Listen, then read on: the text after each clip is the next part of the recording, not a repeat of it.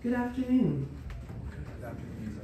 Our capstone this afternoon is by Mr. James Buller, and this is his thesis statement. The Benedictine model of ora et labora can be most effectively practiced through doing everyday tasks with intention, reading sacred works, and admiring creation, which in turn helps one grow closer to God. I instituted this thesis by building a prayer garden for our school. Please welcome James.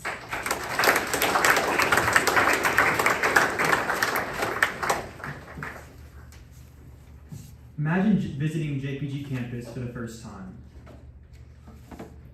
What aspects of it stand out to you? Maybe it's the 100-year-old buildings from the brothers who used to live there, or the Perpetual Adoration Chapel. For me, it is the Oak Alley driveway that gives our campus an immediate sense of beauty, easing the eyes when transitioning from Carmel Drive to the rest of campus. Now imagine if the Oak Alley on campus were bare, with no trees overhead as you arrive to school each morning. What would this effectively change? It would essentially be the same, with students arriving and departing as usual. However, there is one key difference, and that is the invocation of wonder found in the beauty of God's grandeur. The ability to see God in the beauty of His creation is a crucial part in being able to grow in a relationship with Him, and a good way to do this can come through cultivating what He has given us. In order to do this, one must successfully integrate aspects of both prayer and work within their everyday lives, as St. Benedict outlines in his rule. The Benedictine motto of ora et labora can be most effectively practiced through doing everyday tasks with intention, reading sacred works, and admiring creation, which in turn helps one grow closer to God. As an application of these, I have built a prayer garden on JPG campus as an avenue for students to worship God through nature. The twofold aspect of praying and working is a dynamic that has been around for thousands of years, but was popularized by St. Benedict of Nursia. In his rule, one thing St. Benedict focuses on is balancing one's prayer and work, and the importance of doing both effectively. Coining the phrase ora et labora. Ora is the Latin for the imperative to pray, which is a command for the monks to worship. The monks would pray in community throughout the day. Benedict instructs that the monks are to leave whatever they may have in hand and make great haste, for nothing be preferred to the work of God. In order to fully combat the dangers of spiritual idleness, Benedict proposes to fill whatever parts of the day that are not spent in prayer with manual labor. Labora is the Latin for the imperative work. In his rule, St. Benedict says that idleness is harmful to the soul, and therefore the brothers should be occupied with manual work. The motto was coined by Benedict to combat spiritual laziness and to fill the monks' days with productive work rather than idleness. A prime example of the drawbacks to not balancing one's work and prayer in life can be seen in the division of lay and choir monks that happened among the Benedictines in the 11th century. St. Benedict always intended for the monks, in order to have a healthy balance of work and prayer, with a primary focus on prayer and consistent manual labor to combat laziness. However, around the early 1000s, movements began in some monasteries in Italy, began to break out and started to delegate certain tasks to different monks to maximize efficiency and minimize a single monk working too much. These communities began to develop a two-tier structure, employing lay brothers to primarily handle manual labor and have a simpler prayer schedule, while choir monks would be able to fully immerse themselves in prayer without having to take breaks to do work.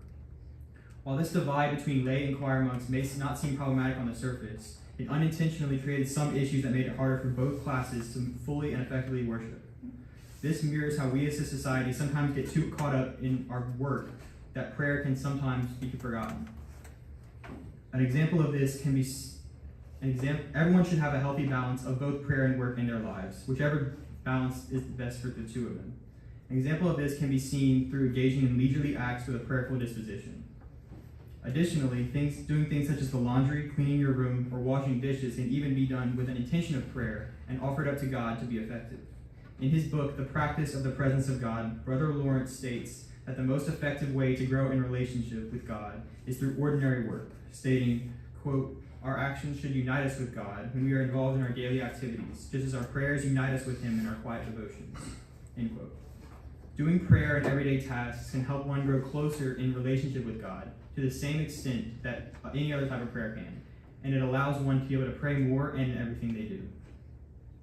The late Pope Francis, in his papal encyclical Laudato Si, highlights the necessity of human labor and how it is essential for human flourishing. going on to say that a fundamental aspect of our human nature, along with our relationship with creation. He references ancient spiritual and Christian traditions, primarily monastic life, as a model for achieving the balance between prayer and work, commenting on the impact of St. Benedict of Nursia, who, quote, proposed that monks live in community, combining prayer and spiritual reading with manual labor, end quote. This approach was particularly effective because of how St. Benedict saw spiritual labor as spiritually meaningful and revolutionary. This tradition contrasts the modern viewpoint that differentiates between physical and spiritual life, showing how those parts of life are necessarily connected. Integrating these two aspects of our lives impacts one's relationships with nature greatly, as well as our entire way of life.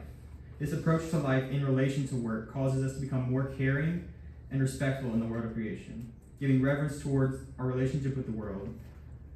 Through growing rich in material goods rather than rich in spirit, we as a people lose our creativity and our talents when we should be living out Christian values and giving glory to God. He emphasizes that work has a spiritual element, saying that, quote, it is the context of work, prayer, and a mindful awareness of God's presence that man and woman attain their spiritual vocations to further their moral and spiritual growth. This way of thinking centers around the Benedictine motto, ora et labora, because it establishes the importance of doing both, and when labor is done with the correct intention, can become an effective form of worship. The worship of God through admiring creation can be done in a number of different ways. Pilgrimage is one such example, as it allows us to experience places of importance in the lives of the saints. However, not everyone is able to travel to such distant places for pilgrimage all the time. This is where worshiping God through nature comes in, as it can be done in practically any context. One such example of this is when I was on senior pilgrimage in Colorado. We were dropped off along the trail individually to have personal prayer time in the mountains. It was a beautiful experience to be able to have conversation with God while overlooking the grand mountain range that we were in, along with being able to celebrate Mass. God's creation is extraordinary and can help elevate experiences of prayer by connecting more deeply with his creation. When my grandfather helped found this school in 2007, his goal was to form a school filled of what is beautiful, holy, and good. When I was ready to begin my school in 2013, my parents selected this school and I began to drive down the familiar oaks every time I come to school. I am grateful to have been surrounded by beauty and nature throughout my education as a student here. Throughout the years, the teachers have enabled me to see the beauty of the world around now and educate me around how our history has impacted the life I live today. Once I began my high school classes, I was given the opportunity to choose an elective class my sophomore year. I took horticulture and proceeded to take it for the rest of high school, something no student had ever done. Out of all my classes at JPG, this class stood out to me in particular because of how it helped me grow my work ethic, my relationship with God, and ultimately how it inspired me to help take on this project. Watching Mr. Dufresne's vision for the improvement of this campus inspired me to want to leave behind something that the students could appreciate, and to leave a legacy for my siblings and other JPG students to enjoy. In building this garden for our project, I wanted to be able to give the student body a means to live out ora et labora. Mr. Dufresne and I worked alongside each other to help others help design and plan. After some rough sketches in designing, we were able to get a rough idea of what we wanted to put in the space. The garden focuses on both aspects of Benedict's motto, with a space to sit in contemplative prayer, as well as a garden bed to tend to. The garden is a practical application of this motto so that students can engage in both prayer and work on both sides of the garden. The students who choose to do so will be able to come into the garden during their break periods and sit in contemplation and engage in conversation with God. A prayer garden like this is a great way to combine everyday tasks such as gardening with an aspect of prayer, taking small, ordinary actions and offering them up for the glory of God. This type of prayer, however, is not exclusive to gardening and can be applied to any normal task, as I mentioned before. The garden is an open invitation for all of you here to come, sit, bring your Bible or your journal, or maybe even something you need to study.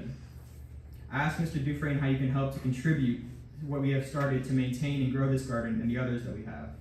It is meant to be a place for anyone to use to contemplate and pray. The garden, it made me happy to hear that my little brother, Tyler, has already brought his friends in the garden and told them that this is his brother's garden. Being able to build this garden in community highlights the importance of relying on others. Sometimes we want to accomplish things that we can't do by ourselves, so it is important to ask for help. Preparing this garden with the intention of making it a prayer was difficult at times. It was a good lesson in adjusting my own perception of what prayer and work can look like applied in my actual life. This is something that may take a long time to fully understand, but was an opportunity for spiritual growth. In conclusion, The rule of St. Benedict is a helpful model for both monks and lay people to engage in the most effective kind of prayer. The human being has a need to work and do basic tasks required for living. However, one should not simply strive to complete these tasks and move on, but rather do them with purpose. Incorporating work into your life is an effective method to help combat laziness and should be done intentionally. The process of building this prayer garden has helped me grow closer to God, and I hope that I can inspire others to do the same in years to come. We should all find a way to effectively integrate an aspect of prayer into our everyday tasks, even if it is just a little bit. To finish off with the wise words of our patron, let the Christian who listens to the word of the living God, uniting work with prayer, know that the place that his work has not only in earthly progress, but also in the development of the kingdom of God. Thank you.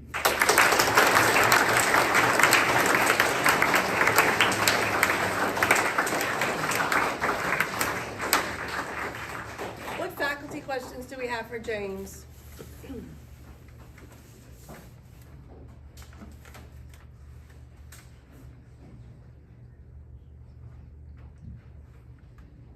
Mr. Peo?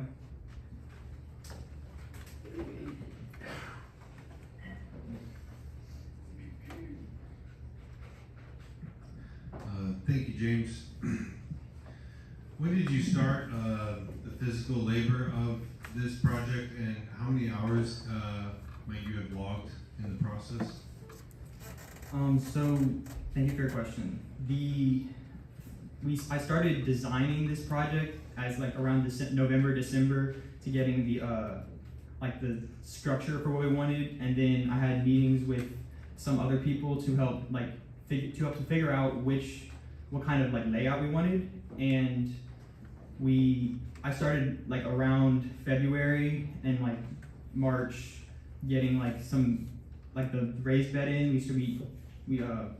We put that down and finished that, and then I'm finishing touches around beginning of early this month, and then the end of last month is when we finished it. Around, I would say 30 hours total working on it, with others. Okay, and as a follow-up, was there any new skills you learned during those more active months, February, March, April? Thank you for your question.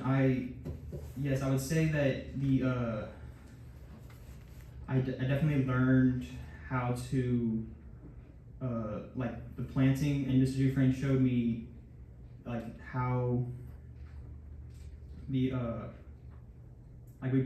gonna make a trellis eventually in it, and we poured concrete, so he showed me some of how to do that, and just hauling the dirt and being able to do it was a learning process.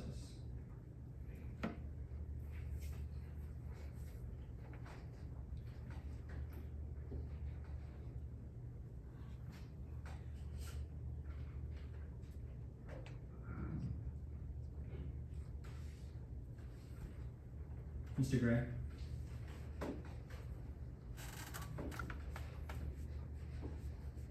Thank you for your presentation, James. I'm wondering about, the connection between offering up work as a prayer and the potential effect on how I feel about my work.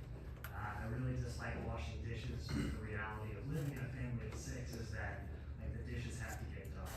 And I found that when I offered up as a prayer, I actually don't feel any different, but it seems to give more meaning to the work. Can you speak to your experience personally in offering up your work as a prayer and how it affected you? Thank you for your question. So I think that offering up work that you may not want to do as with a prayerful intentions can be helpful, because it gives you a more an ordered mindset and helps with being able to do those things, and in doing it with a prayerful intention towards God. So you might not want to wash the dishes or sweep the floors, but you can do those things with an ordered a prayer mindset towards God, and they can help you. Even if you may not feel any different, you may it helps in growing closer to God, I would say.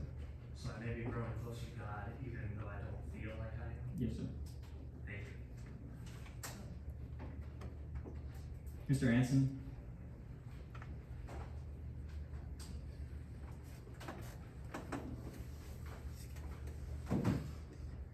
Thank you for your presentation. Americans are sometimes criticized of having a lack of attention to aesthetics.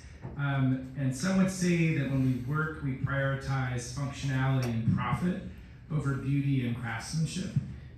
So my question is, can the work that you talk about when you say ora et labora, or work and prayer, can the work be changed by having an understanding of an attitude and connection with prayer? Thank you for your question. I would say so. Being more focused on having a aspect of prayer in the work that you do, and being less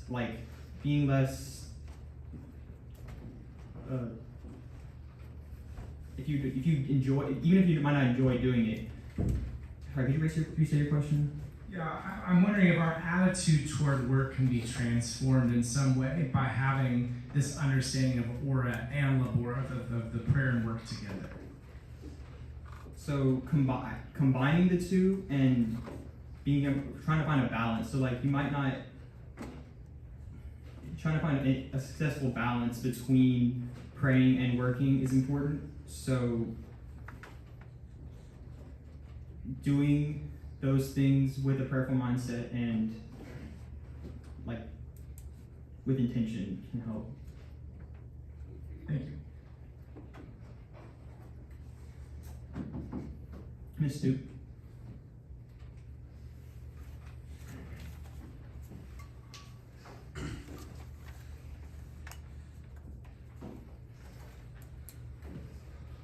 Thank you, James. Is your garden a vegetable garden or a flower garden? It's a flower garden. Okay, follow up then. I really like plants, but I don't have a very green thumb. But anyway, I was wondering what type of flowers you planted in the garden, and if they had particular meaning for the types of flowers that you planted. So I planted there's camellias and azaleas, and then there's some different colored flowers within the raised bed, and there's some meaning in it because I planted blue and white roses around Mary, which had some significance because that's the Marian colors. So those had those significance because of Mary. Yeah. Thank you.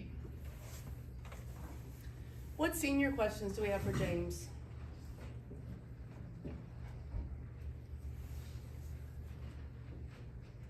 Nicholas.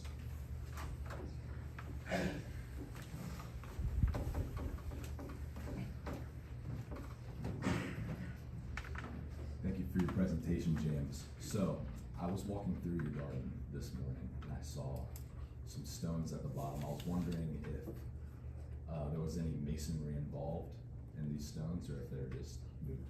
No, we used the stones that we had on campus, and I formed them in a kind of a prayer, like a rosary bead. So there's a cross, and then there is a circle, and there's a square, and then 3 circles, which is the beginning of a rosary bead. We couldn't find the circles for the rest of the rosary, but we might add